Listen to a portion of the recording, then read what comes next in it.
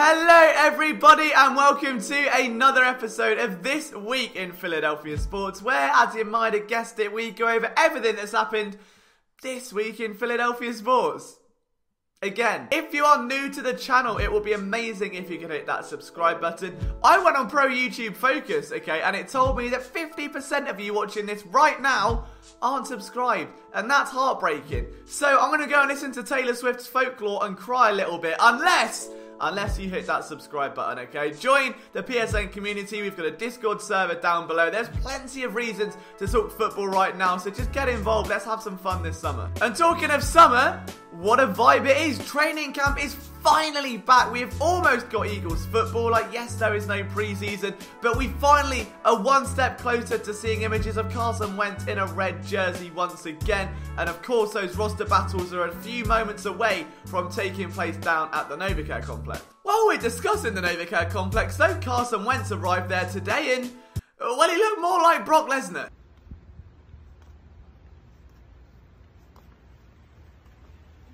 Now, I don't know what he has been doing this offseason, whether he's been eating nothing but eggs and protein, or whether he has just been on an absolute rampage in the gym, but he looks like a machine, and my best guess was he's very annoyed at the NFL Top 100 list leaving him out of their ranking, and he has decided to beef up, turn into Optimus Prime, and tear the league apart, which I am all for. On that note, we're not going to be covering the NFL Top 100. I find it absolutely substanceless. It's drivel every single year, and I could frankly name 3 more exciting lists off the top of my head, such as the top 12 months of the year. Nailed it. My favourite highlighter colours. The yellow one is terrible. It's all about neon pink, bright blues in 3rd, purple in 2nd. And my favourite list of all, top 10 ways to miss a tackle by Ronald Darby. Seriously though, as players continue to roll through, Doug Pederson met with the media via a Zoom call, and it was really interesting to hear him talk about training camp, what's in store for the Eagles, and what we can all expect. Essentially, camp will be split into 3 different phases. You've got strength and conditioning, you've got the acclimation period, although they do sound similar. You've got the full training camp part, the padded part, as Doug Pederson called it, where he has, well, it looks to be much more control. The Eagles head coach alluded to the fact that he may well be looking to take a little bit of a different stance this year. He's had to adapt his training camp every year anyway, but knowing that there are going to be social distancing rules in place, that there are going to be guidelines and protocol that the team has to follow, and of course that the elephant in the room here, that there's no preseason, it's making it very, very difficult for those younger guys to prove their worth. Like, we already know the top end of the roster. We know that, you know, Fletcher Cox will make the roster, for instance. But what we don't know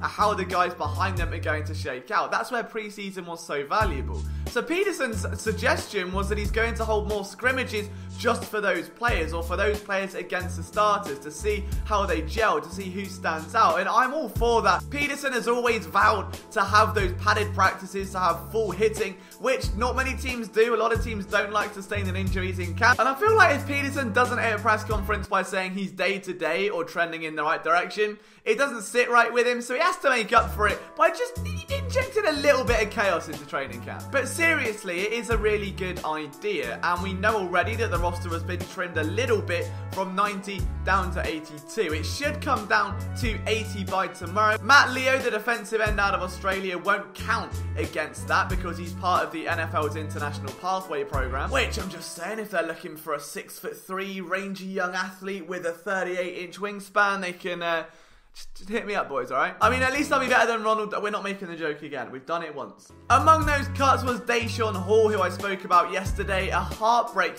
for many fans who were so excited to see what he could do after a preseason where he had 4 sacks and 3 forced fumbles, before then kind of fading away. He got a sack against the Jets, but again, I think I probably could have. And then in the final regular season game, he tore his ACL in absolutely heartbreaking fashion. So it sucked to see him cut from the roster.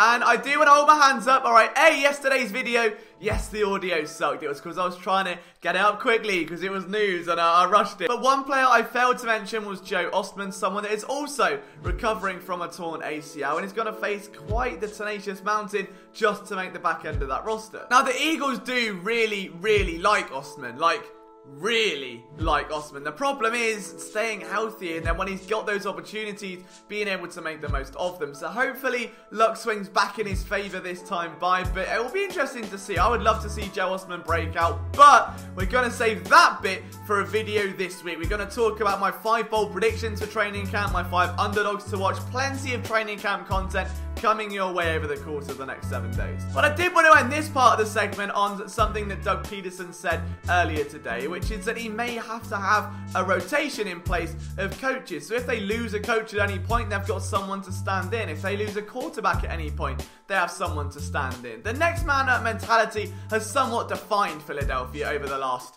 forever, and I thought it was really intriguing that Pederson was already way ahead of the curve by saying that it's something he has thought about, that he has brought to the table, that he wants to keep those in motion. And we know that Pro Football Focus floated the idea of teams keeping a quarterback quarantined so that if one quarterback goes down or does have to isolate himself, they've got one on standby, like an emergency quarterback or an emergency receiver ready to be dropped in at a moment's notice. There's almost an element of tactic to this, and it sounds a bit dirty, but also very smart. We're going to cut straight to the Philadelphia Union now, though, because, oh my god, they are doing something, and I wish more outlets were talking about this. Obviously, we've got our watch-alongs, we've got podcasts, we've got articles on phillysportsnetwork.com, but no one else is giving these guys the respect they deserve. They are through past the first knockout round of the MLS is Back tournament. Again, that is the name of the tournament. They could have just called it MLS and gone, MLS is back, but no, tournament name, MLS is back. I don't get it either.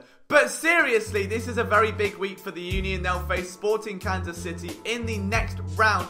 3 games away. It's the quarterfinal now. 3 more wins and the Union will earn themselves a place in the CONCACAF Champions League and some much needed prize money. I say much needed, I mean Kevin Durant exists now, so maybe it's not. But on that note, their wonder kid Brendan Aronson has been attracting a lot of attention from some Bundesliga sides and from Scottish giants Celtics. It'll be interesting to see what happens there. Mark McKenzie also in those discussions. Now, it's still very preliminary, like it's mid-season, teams can't really do anything yet, but it'll be intriguing to see if the Union do sell up on either of their very young prospects and how much they would fall. I mean, you kind of want them to go on and fly and have the most amazing careers. You look at someone like Christian Pulisic and you could only wish that someone from Philadelphia, also like Pulisic, would have that much success, but you also kind of want to keep them and hold them forever, so it's a tricky one. As for the Philadelphia Flyers, they play their first exhibition game tomorrow in Toronto, and my god, is it going to be a good one. It's against the Pittsburgh Penguins. We'll be live streaming it right here on our YouTube channel, so make sure you stick around for that one. It should be a lot of fun. They released their playoff roster. There's a lot of young talent on it, including guys like Igor Zamula, who was formerly an undrafted free agent. Joel Farabee sneaks onto the roster after making 52 Flyers appearances in his rookie season. Oscar Lindblom is on the roster just months after being diagnosed with Ewing sarcoma, just months after battling that disease, after beating cancer. He's not only back at the rink, he's not only signed a contract extension, he is back with the team, flying to Toronto and a part of their playoff roster. That is unbelievable, and I'm so excited for him, and I wish all the best for him, man. I would love to see him make an impact this year. Negative though, one minor quibble, Carter Hart, back spasms, not good. Seems to be alright though. He left practice on Tuesday, came back a couple of days later and was like, what are you worrying about? But if he is less than 100% and maybe can't play in that game against Pittsburgh, it's going to make goalie choices very difficult for Philadelphia, because do you risk Carter Hart, who does have a pretty poor away record in comparison to his blistering run of form at home, or do you ride the hot hand in Elliott, who's been able to get into a live game experience, get that behind him and prepare himself for the round robin playing?